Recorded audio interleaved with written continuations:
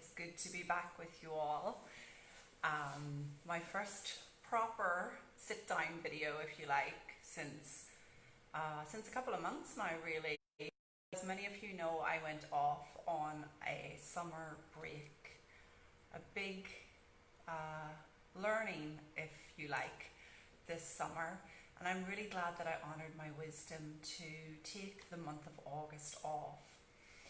Because I really needed it, you know. I could hear my wisdom sharing with me, take a break, take a break, take a break.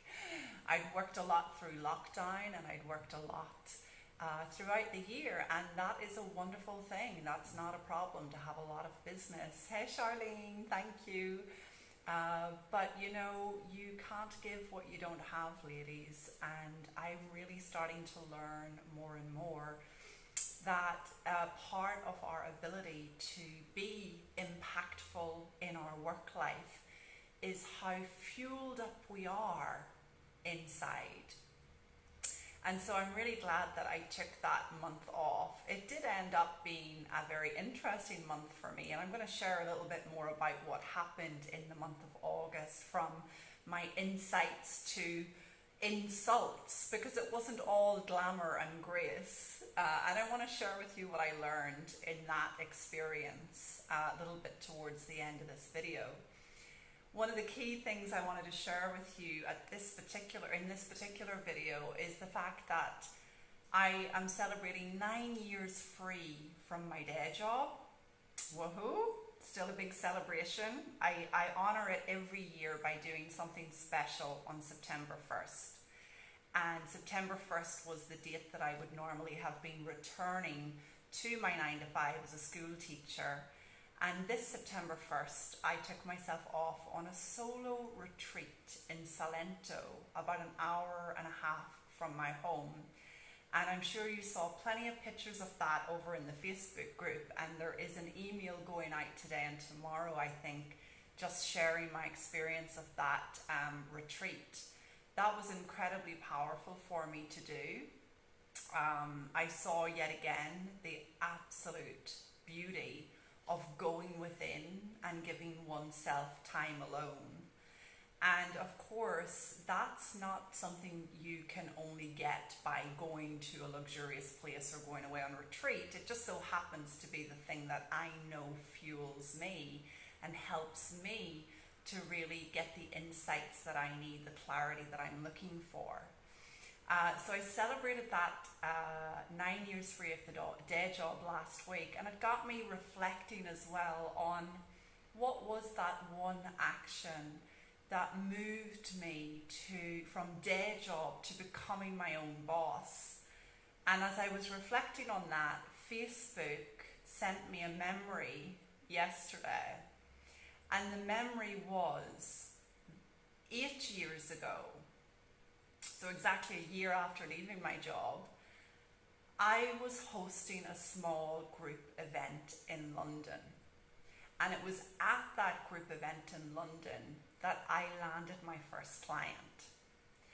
And it was so obvious to me in seeing that memory and with the question I'd been asking, what was that one action that really moved me from, you know, the day job to becoming my own boss?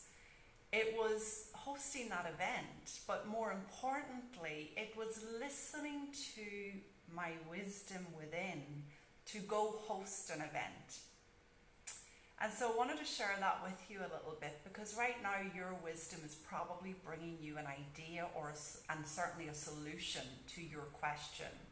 And my question for the period of time that I was out of work, that I was financially dependent on my partner, the period of time that I was searching, wasn't so much about, am I good enough? Can I do it? It was more, how can I serve? And where can I find the people to serve? And in that questioning, at some point on my journey, an idea from wisdom occurred to me, and it was this: host an event. Didn't make any sense to me at all. Remember, I was living in Italy where people thought a coach was a bus, I did not speak the language. And on top of that, I had no income. I had no money of my own. I had no following, as I believed. Who was going to come to this event?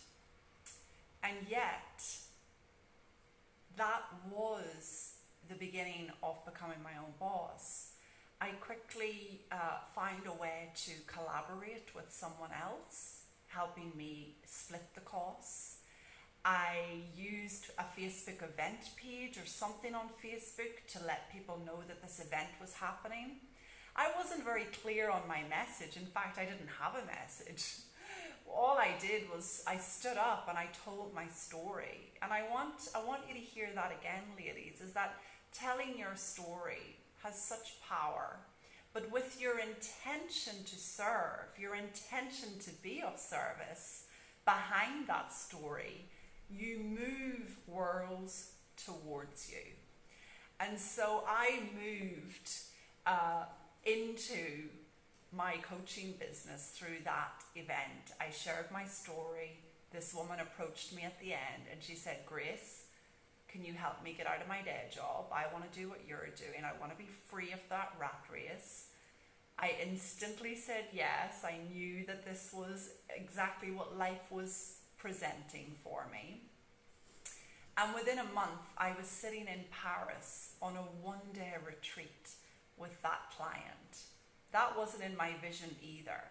This idea that you have to have this big clear vision, that you have to have this divinely planned mission, nonsense. I mean, if I had a divinely planned mission, it would have been very limited compared to what unfolded between us. And so I really see that one action, okay, listening to wisdom. Remember, you might think the action is, oh, I should host an event like Grace did. That's not the action, okay? That was my wisdom, okay? The one action to becoming your own boss is listening into what is your wisdom inviting you to do. Because wisdom is proactive, ladies. It's not sit on the couch and contemplate your navel for the rest of your life. It's very proactive. And so you want to listen to what is nudging you. Now, the way I recognize my wisdom, and still to this day, is I recognize it by what feels new and fresh and inspiring. You see, even though I was afraid, if you like, to go back to London, even though I didn't have my own income to host an event, even though I didn't have a following and I didn't know who was going to show up, I felt inspired and quite lit up about the possibility of hosting an event. And in that hosting of that event, of course, worlds were moved towards me. Somebody told somebody else who told somebody else. And the person who I was then going to work with as my client ended up in the room. So we don't have to have it all completely figured out. It's nice to have a plan. It helps us feel safe. It helps us have an idea of the direction we want to travel in. But be careful not to get so lost in your planning that you actually miss out on your purpose. All right? Your wisdom's bringing you something right now. Your wisdom has something wonderful for you as a way for you to go and share. So that is what I wanted to share on becoming from day job to becoming my own boss. And you may not know, but I'll share it again. I'm opening up my calendar for the month of September to speak to any of you that want to really talk more deeply about this subject with me. If you want help around this subject, or if you just want to explore a little more deeply on what you need to do, my calendar is open to take your call this month. You can book it on gracefulcoaching.net/speak with Grace. It's a complimentary call. I'm not going to be selling you anything on the call unless you're asking for further help and going deeper on the coaching. In that case, of course, I will share with you what's on offer. insights this summer, so many. Learned so much, ladies, from just participating in life, just being in life instead of thinking about it or overthinking about it. One of the things I saw so much more deeply that has just rocked my world and changed things is I saw how I fell into worry about myself.